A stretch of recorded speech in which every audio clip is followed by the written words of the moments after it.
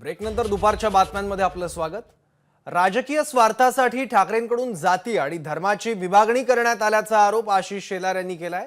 भाजपचे मुंबई अध्यक्ष आशिष शेलार यांनी उद्धव ठाकरेंवर हे आरोप केले आहेत। राजकीय स्वार्थासाठी ठाकरेंकडून मतांची पेरणी करण्यात आल्याचा आरोपही आशिष शेलार। दिनांक 22 सर्वांना दीपावलीच्या शुभेच्छा। खरं तर आजची वार्ताहर परिषद अतिशय महत्त्वाच्या आणि गंभीर विषयाकडे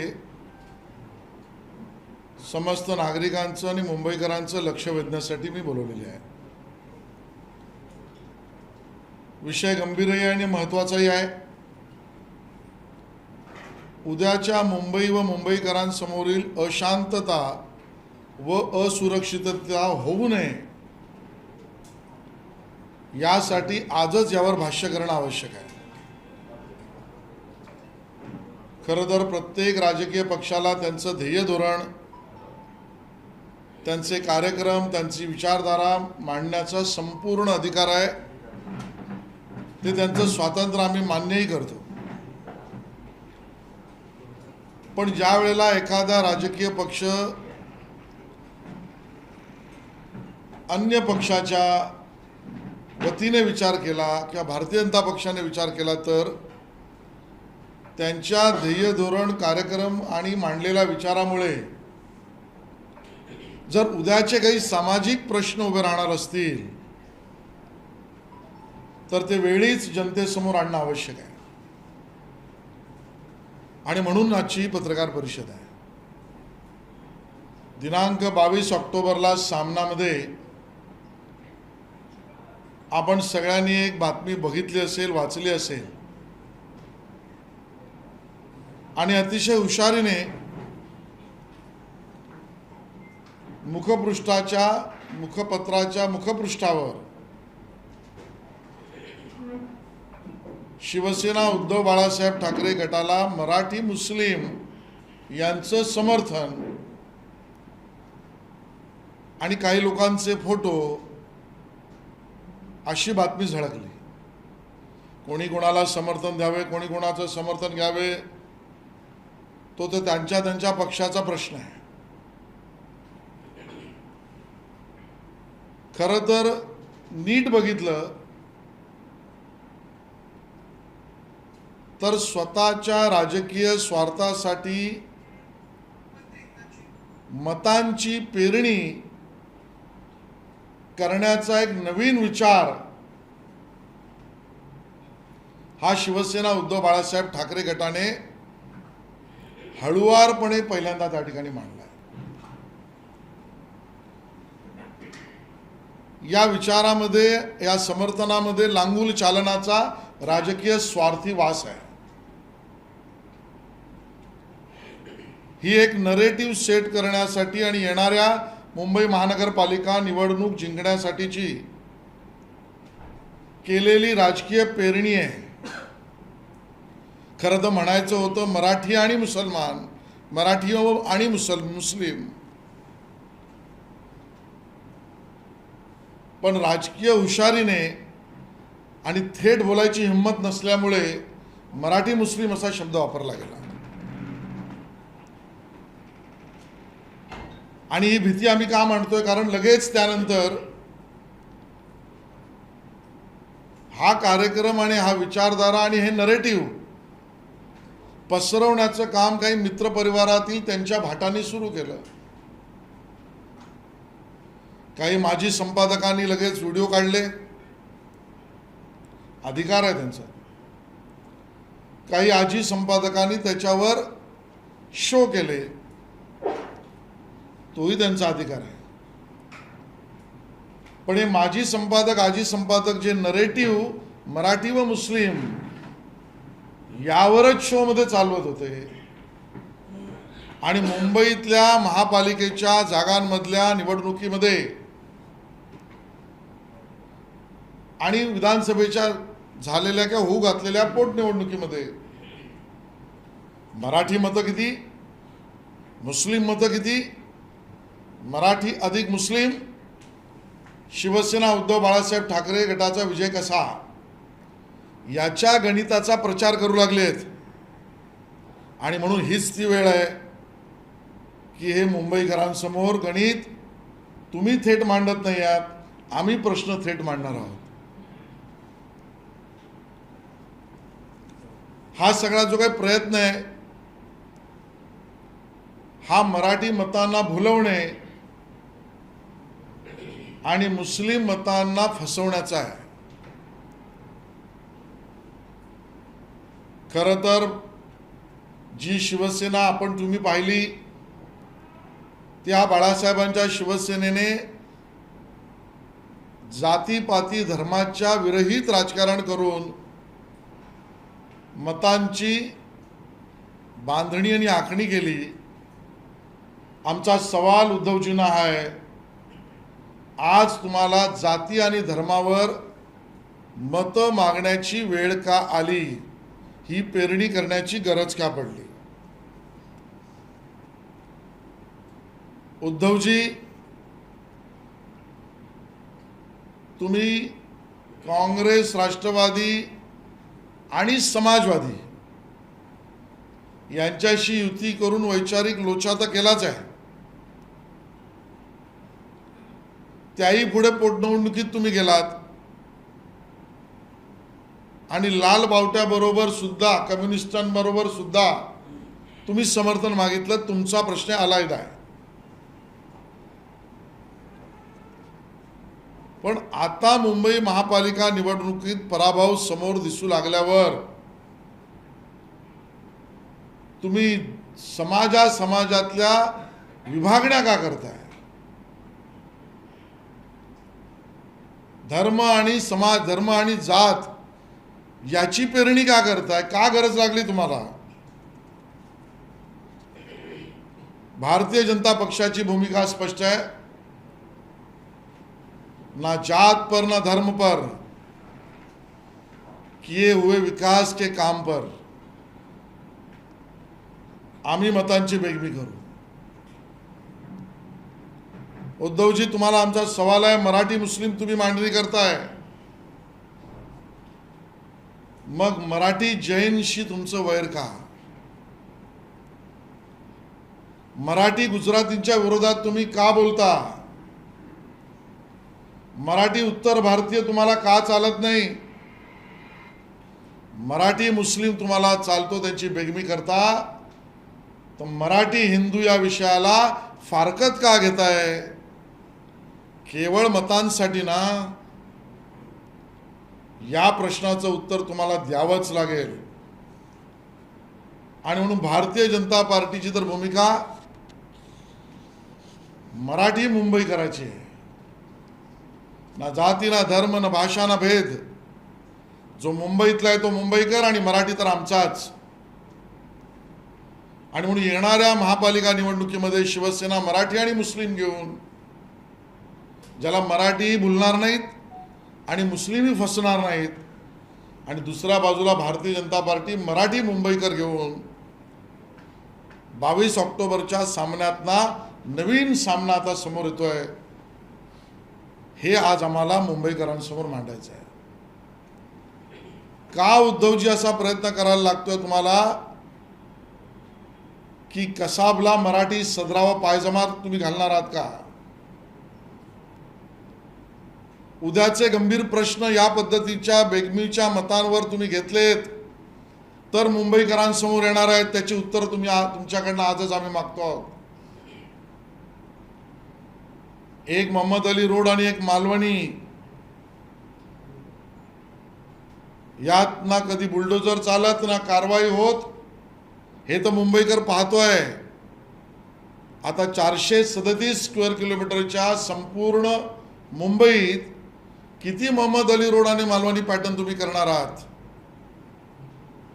आम्ही न्यायिक नागरिक व्यवस्थांच्या अँगलने विचारतोय, धर्माच्या विरोधात आम्ही नाही. म्हणजे मालवणी आणि मोहम्मद अली रोडचे पॅटर्न आता पार्ला, बोरवली, कांदिवली, गिरगाव, प्रभादेवी, माहीम, भांडूप, विक्रोळी, सायन किती ठिकाणी होणार? कारण तुमची बेगमी मराठी मुस्लिम या विषयावर तुम्ही मांडताय. अगोदरच मुंबई त्रस्त आहे. मुंबईकर त्रस्त आहे. अनधिकृत बांधकामाचं पेव तुमच्या राज्यात उद्धवजी तुम्ही थांबवू शकला नाहीत. आता हे नवीन पेव गल्लोगल्ली, चाळी, सोसायट्या, इमारती यांच्या तोंडावर येणार आहे का? कारण तुम्ही मतांची बेगमी त्यावर करता, याचा अर्थ कारवाई करणारच नाहीत. दुपारच्या आणि रात्रीच्या झोपेपासून मुंबईकर आणि वरिष्ठ नागरिक वंचित आहे. कर्णकर्कश बाईक चालवणारे विशिष्ट समाजाचे, विशिष्ट भागातले, त्यांच्याच मतांवर तुम्ही बेगमी करतात. मुंबईकरांचा निद्रानाश करण्याचा उद्याचा घाट या तुमच्या बेगमीमध्ये आहे, असं आम्ही म्हणायचं का? आणि म्हणून ज्या भागामध्ये आज विशिष्ट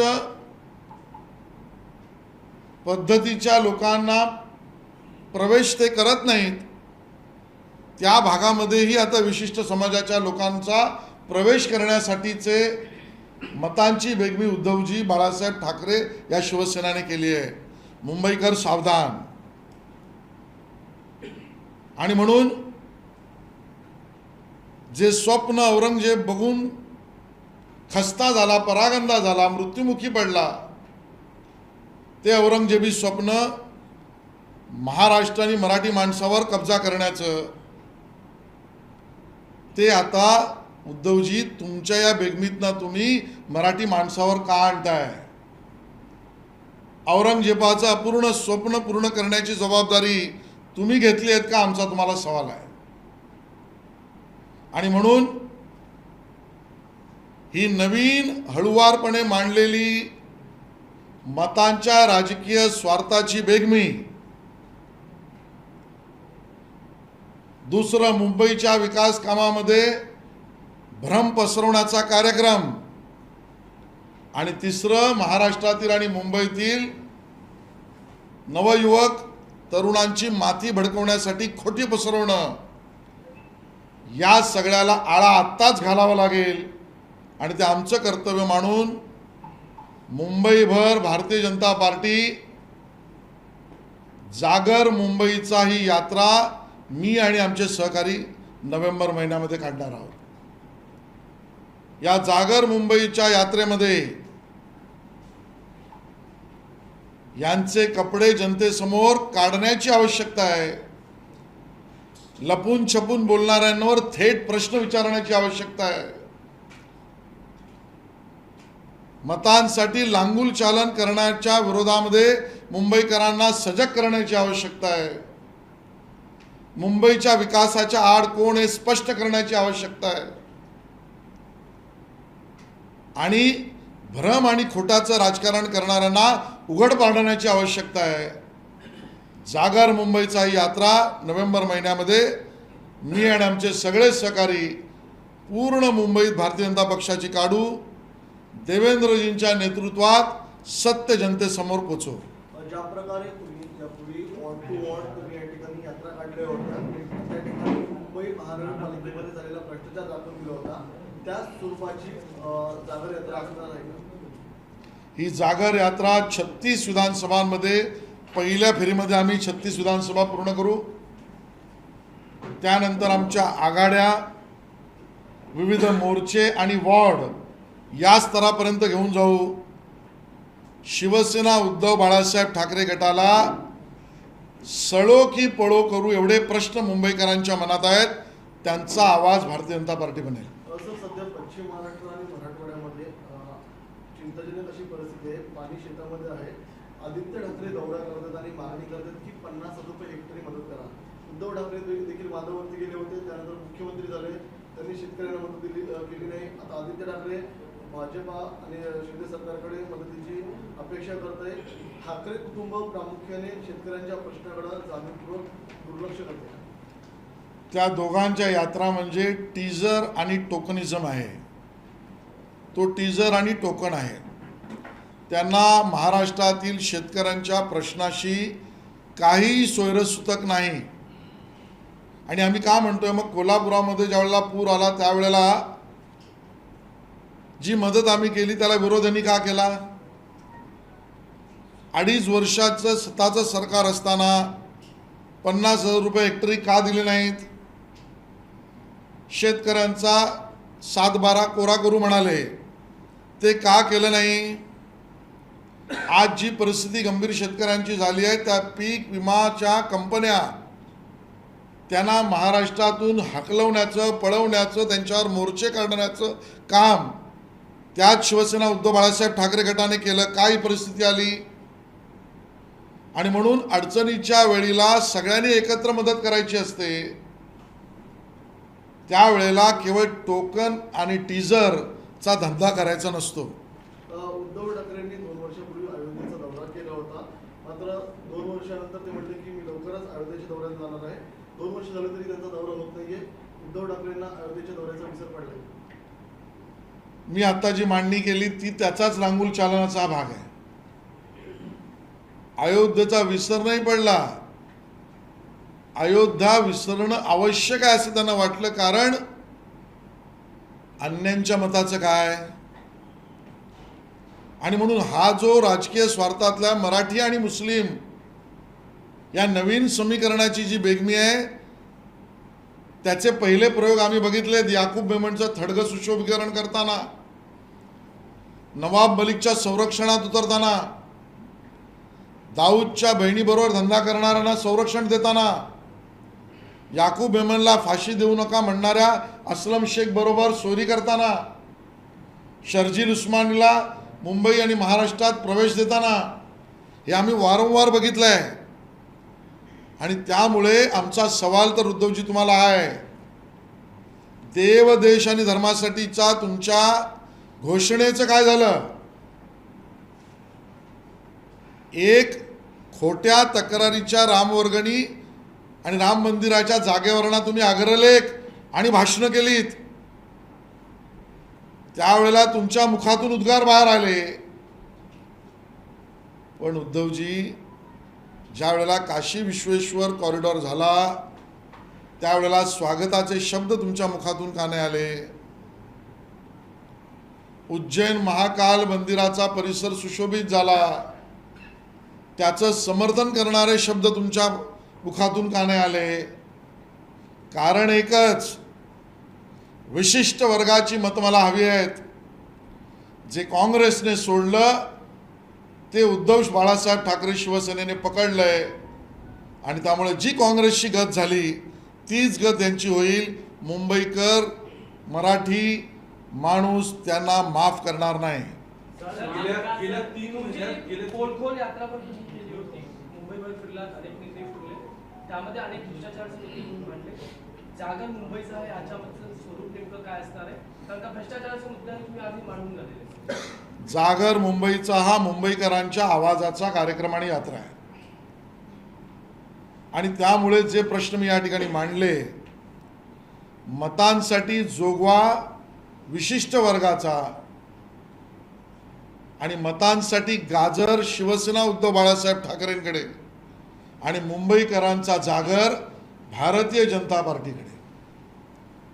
विकासाचे सर्व प्रश्न, महापालिकेतला भ्रष्टाचार, मुंबईकरांच्या सेवेमध्ये 25 वर्षातली कमतरता आणि स्वतः मुंबईकरांच्या मनातली मुंबई, या सर्व विषयावर जागर मुंबईचा यात्रा आम्ही करणार आहोत. गेल्या 3 महिन्यात महाराष्ट्रात शेतकरी आत्महत्यांचं प्रमाण वाढलंय. या वर्षातला रेशोचा काटा तो सगळ्यात जास्त आहे. विरोधकांची भूमिका तुम्हाला न पटणारी जरी असेल तरी भाजपने ओला दुष्काळ जाहीर का नाही करत? मला वाटतं ज्याचा या विषयातला अभ्यास आहे तोही हे मान्य करील की ओला दुष्काळ जाहीर करण्याच्या बाबतीमधले जे निकष, नियम, नियमावली, प्रथा, परंपरा आहेत त्याच आधारावर ते केले जातात. सरकार त्याचा योग्य निर्णय घेईल.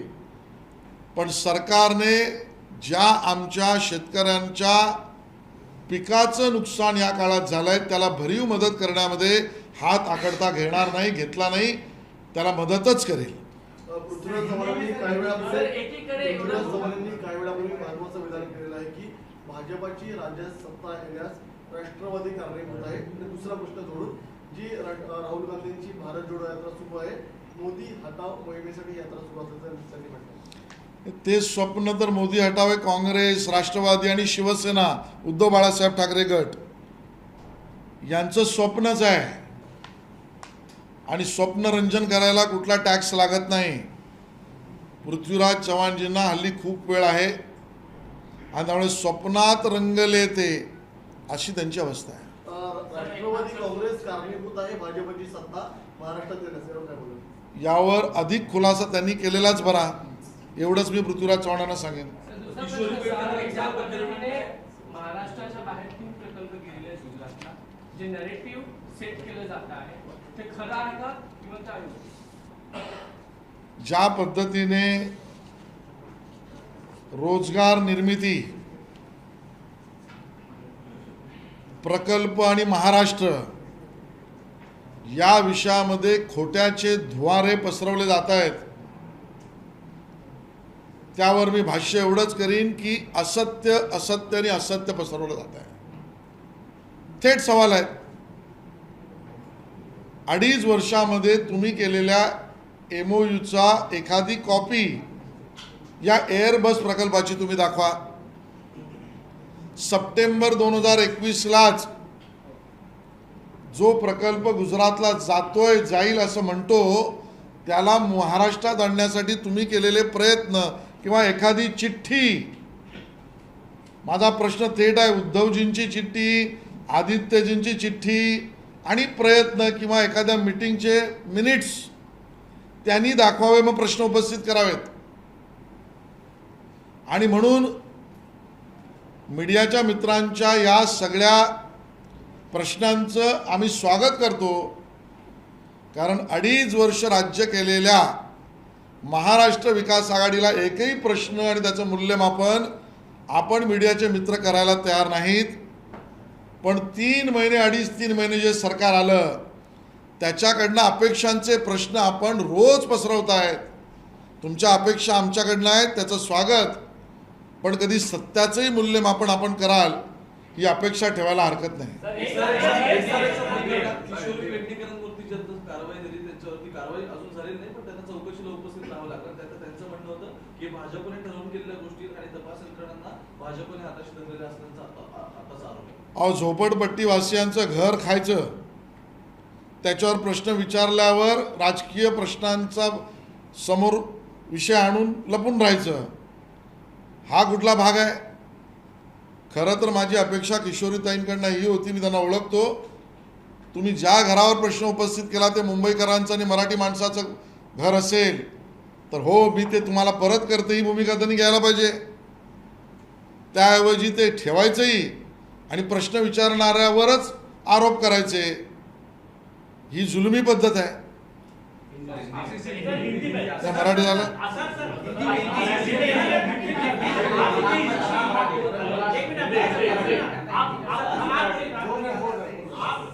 सवाल ये है कि आपके मंत्री कौन से बड़े प्रोजेक्ट की बात कर रहे थे कि जो महाराष्ट्र में आने वाला था? आज जो विषय मैं यहाँ पर रख रहा हूँ वो चिंताजनक भी है और महत्वपूर्ण भी है. इस विषय का गांभीर्य और उससे कल आने वाले परिणाम, इसके बारे में आज ही सोचने की आवश्यकता है. इसके लिए आज की प्रेस कॉन्फ्रेंस है. कोई भी पॉलिटिकल पार्टी अपने कार्यक्रम, अपनी विचारधारा और अपने भविष्य का रोड मैप रखने का स्वातंत्र्य रखता है, हम उसको मानते भी हैं. लेकिन इस प्रकार से अपने पार्टी के कार्यक्रम, विचारधारा को रखने के बाद अगर सामाजिक प्रश्न निर्माण हो सकते तो उसको पूछना ये हमारा कर्तव्य मानकर हम इसको पूछते हैं. 22 अक्टूबर को सामना न्यूज़पेपर में फ्रंट पेज पर एक आर्टिकल और न्यूज़ आई कि कोई एक मुस्लिम संगठन ने मराठी मुस्लिम इस नाम से शिवसेना उद्धव बाळासाहेब ठाकरे गट को समर्थन दिया. समर्थन किसका लेना, किसने लेना, लेना कि नहीं लेना, उनका सवाल है. लेकिन कहने की बात तो ये थी, नरेटिव तो ये सेट करना था कि शिवसेना उद्धव बाळासाहेब ठाकरे ये पार्टी मराठी और मुस्लिम इन मतों को इकट्ठा करना चाहती है।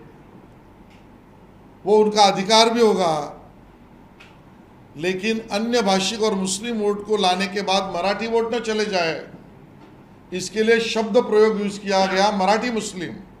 करना था मराठी और मुस्लिम, किया मराठी मुस्लिम। और ये बात हम इसके लिए कहते हैं क्योंकि उसके बाद इस नरेटिव को फैलाने के लिए जो शिवसेना उद्धव बाळासाहेब ठाकरे पार्टी के आज के मित्र खड़े हो गए और कुछ एक्स संपादकों ने, एडिटर्स ने उसके ऊपर शो भी कर दिया, वीडियो भी रिलीज किया। कोई करंट संपादकों ने उसके ऊपर चर्चा भी बनाई और उन दोनों कार्यक्रमों में बताया ऐसा गया, मुंबई के जितने वार्ड है, जितनी विधानसभा है, उसमें मराठी वोट प्लस मुस्लिम वोट इकट्ठा करो तो शिवसेना उद्धव बाळासाहेब ठाकरे की जीत का सपना दिखाया गया है। और इसके लिए आज ये सवाल उठाना आवश्यक है कि जात और धर्म के नाम पर हम वोट नहीं मांगेंगे, ये बाला साहब का विचार था। उद्धव जी, आपने उसको तिलांजलि क्यों दी? आज हमने पूछना चाहते हैं, जाति, धर्म और भाषा के नाम पर वोट आपको मांगना क्यों पड़ रहा है? अपनी पार्टी की महानगर पालिका में हार दिखाई देने के बाद यह आपकी तिलमिलाहट क्यों है? सवाल हमारा यह है, अगर मराठी मुस्लिम ये विषय और इस प्रकार की तुष्टीकरण की राजनीति उद्धव जी आपको चल सकती है, तो मराठी जैन क्यों नहीं चल सकता? मराठी गुजराती का बैर क्यों है? मराठी उत्तर भारतीयों के विरोध में आप क्यों हो? और मराठी हिंदू इस विषय का आपने त्याग क्यों किया? और इसके लिए इन सवालों का भी जवाब हम आपसे चाहेंगे। भारतीय जनता पार्टी भाषा, धर्म, सामाजिक विषय पर वोट नहीं मांगेगी, न जात पर, न धर्म पर।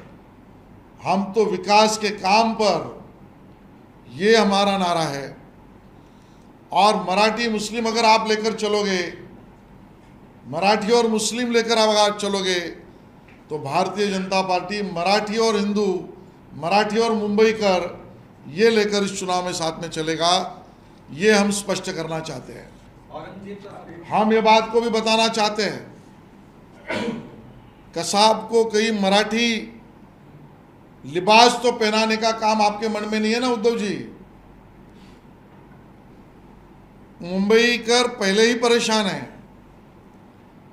मोहम्मद अली रोड और मालवनी में मैं सिविक पैटर्न की बात कर रहा हूं, धर्म के आधार पर नहीं। यहां दो जगह पर ना बुलडोजर चलता है, ना बीएमसी चलती है।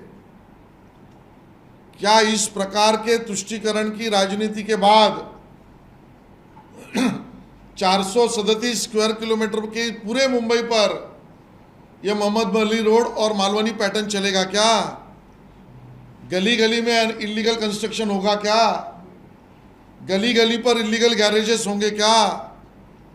आज मुंबई कर वैसे ही परेशान है। दोपहर की और रात की नींद वरिष्ठ नागरिकों को तकलीफ पैदा करती है। वो बाइकर्स से जो एक ही विशिष्ट एरिया से आते हैं, आवाज करते हैं। वहां पर जिस इलाके पर मुंबई में आज उनको प्रवेश नहीं था, वो प्रवेश देने के लिए मराठी और मुस्लिम राजनीति तुष्टीकरण की शिवसेना कर रही है क्या? जो सपना औरंगजेब का था, महाराष्ट्र और मराठी पर कब्जा करना, वो सपना अब उद्धव जी की शिवसेना करने वाली है क्या?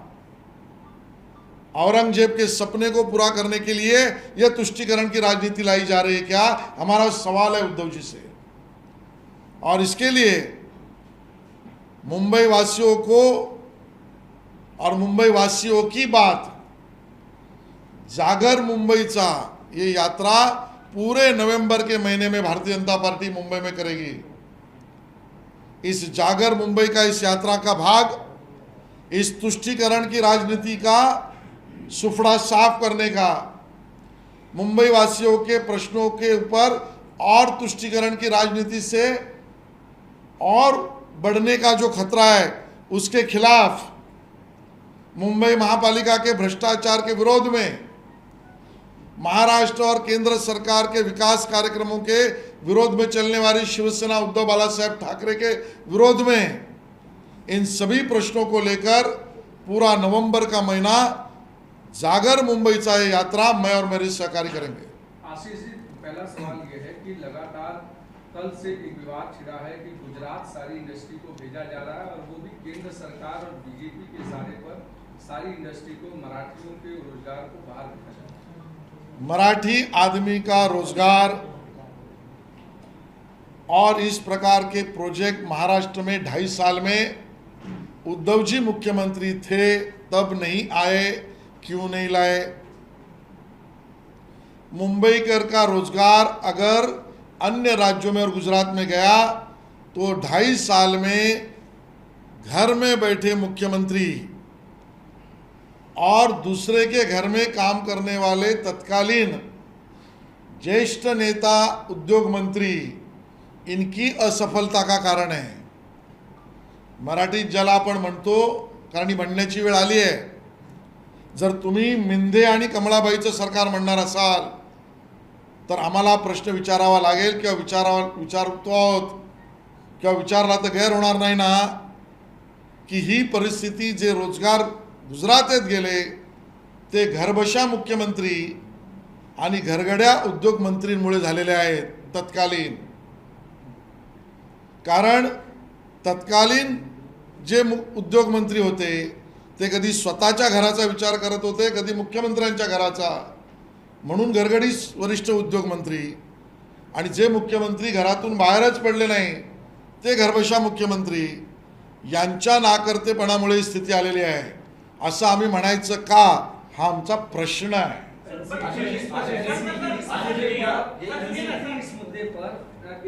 एनसीपी इस मुद्दे पर 31 तारीख को पूरे प्रदेश भर में आंदोलन करने जा रही है, हर जिला मुख्यालयों पर। अगर एनसीपी तत्कालीन मुख्यमंत्री उद्धव जी के असफलता पर आंदोलन कर रहे हैं तो उसका हम स्वागत कर रहे हैं। सर सवाल ये है कि सर एक महीने पहले उदय सामंत जी ने बोला था कि ये जो एयरबस प्रोजेक्ट है वो नागपुर में आने वाला है, उन्होंने इस पर कॉन्फिडेंस भी जताया था। सही बात है, 2.5 साल में उन्होंने नहीं किया। सितंबर 2021 में स्पष्ट हो गया डिफेंस से कि यहाँ लाने के लिए तत्कालीन महाराष्ट्र की सरकार ने प्रयास करना चाहिए, डिफेंस से वो उन्होंने नहीं किया। तब जाकर उद्योग मंत्री आज के उदय सामंत जी ने ये प्रयास किया, वो उनका बयान है, वो उनका प्रयास है, मैं उसका स्वागत करता हूँ। उनका प्रयास ये महाराष्ट्र के हित में था। लेकिन फेल हो गया क्या प्रयास? प्रयास में उनके इनएक्टिवनेस के कारण पहले ही उनका निर्णय हुआ, प्रयास का समर्थन और असफलता का विरोध है।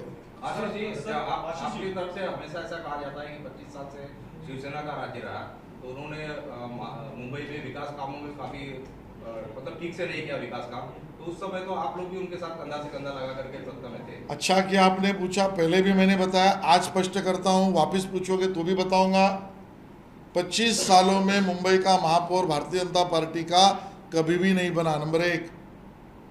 नंबर 2, स्थायी समिति जो टेंडर्स को अवॉर्ड करती है और बनाती भी है, वो मुंबई भारतीय जनता पार्टी को कभी भी नहीं दी। और शिवसेना ने भारतीय जनता पार्टी को नंबर 2 की ट्रीटमेंट देकर हमारे सुझावों को कभी भी नहीं माना, बल्कि बावजूद उसके हमने उसके खिलाफ संघर्ष किया है। ये भी याद रखिए, बार बार पूछेंगे तो भी बताऊंगा। क्राफेड मार्केट बेचने का काम शिवसेना ने किया, संघर्ष मैंने और भारतीय जनता पार्टी ने किया, तब बचा है। मुंबई में एलम तुर्टी पानी को सफाई करने के बारे में भ्रष्टाचार तब की शिवसेना ने किया, उसके खिलाफ संघर्ष गोपाल शेट्टी और भारतीय जनता पार्टी ने किया है। तब के महानगर पालिका ने संगणकीकरण, कंप्यूटराइजेशन के जो 7 ऐप बनाए, 7 प्रोजेक्ट्स बनाए, 7 प्लेटफॉर्म बनाए, उसमें भ्रष्टाचार किया शिवसेना ने, संघर्ष किया मैंने और भारतीय जनता पार्टी ने। मुंबई के ओपन प्लॉट बचाने के लिए बचाने का काम भारतीय जनता पार्टी के योगेश सागर और पराग अडवाणी ने किया, उसको बेचने का काम शिवसेना ने किया है। 25 साल का हिसाब आपको मिला। पृथ्वीराज चौहान ने कहा है कि एनसीपी के कारण बीजेपी के राह 2014 में आसान। मैं पृथ्वीराज चौहान जी को कहूंगा कि आप अब ना रुकिए ना झुकिए, स्पष्ट रूप से बोलिए कि एनसीपी ने क्या किया, महाराष्ट्र को जानने दीजिए। सर, आज के दिन जिस तरीके से उद्धव ग्रुप और शिंदे ग्रुप के बीच में लड़ाई चल रही है, डू यू थिंक कि जो पॉलिटिकल इंस्टेबिलिटी है ये इंडस्ट्री कैप्टन्स के दिमाग में चल रही है और शायद ये भी एक कारण है जिसकी वजह से कॉन्फिडेंस नहीं आ रहा है? महाराष्ट्र को बदनाम, महाराष्ट्र में अशांतता है, यहाँ आने से फायदा नहीं है, ये दिखाने का प्रचार का काम, इसको महाराष्ट्र द्रोह कहते हैं। और ये काम शिवसेना उद्धव बाळासाहेब ठाकरे, कांग्रेस और राष्ट्रवादी कांग्रेस कर रही है। जो बिजली कोई अगर उद्योग यहां पर लाता है तो उसको सस्ते में देने का निर्णय ही था, वो 2.5 साल को रोक दिया था उनकी सरकार ने। क्यों? जो आज गया गया बोल रहे उसका एमओयू क्यों नहीं दिखा रहे? जो प्रोजेक्ट गया उसका पाया भरनी का फाउंडेशन का एक फोटो भी क्यों नहीं दिखा रहे? ये महाराष्ट्र में कोई आए ही नहीं इस प्रकार का वातावरण निर्माण करने का काम, ये महाराष्ट्र द्रोह ये तीनों दल विरोधी पक्ष में कर रहे हैं। सुरेश सुळे असतील किंवा इतर नेते वारंवार ट्विट करत आहेत, तीन प्रकल्प गेले प्रकल्प अहमदाबादला किंवा गुजरातात का जातात, त्याचं उत्तरही भाजपतर्फे अर्थात ट्विटच्या माध्यमातून दिलं जातं। पण नरेंद्र प्रश्न गुजरातला विचारण्याऐवजी सुप्रियाताई तुम्ही तुमच्या सरकारमधल्या उद्योग मंत्र्यांना का नाही विचारत? तुम्ही ज्यांना समर्थन दिल्या त्या मुख्यमंत्र्यांना का नाही विचारत? 5 प्रश्न तुम्ही आताच्या 3 महिन्याच्या सरकारला विचारताय, मग 2.5 वर्षाच्या सरकारला एक प्रश्न सुप्रियाताई का नाही विचारत? कारण तुमच्या मनामध्ये सत्य आणायचं नसून महाराष्ट्राबद्दल पाप पसरवण्याचं आहे। सुप्रियाताई हात जोडतो असं करू नका। सर, एकनाथ खडसे म्हणाले कोक्यांचे व्यवहार जे आहेत ते एकनाथ शिंदेच्या हातून झाले असा आरोप केला। मला वाटतं खडसेजी स्वतःच आता अडचणीत आहेत, त्यामुळे भ्रमितावस्थेत ते असल्यामुळे त्यांच्या विधानाला आता सत्य मांडणं हा खतरा आहे, खतरो के खाली नाही। बच्चू कडू धन्यवाद। एबीपी माझा, उघडा डोळे बघा नीट।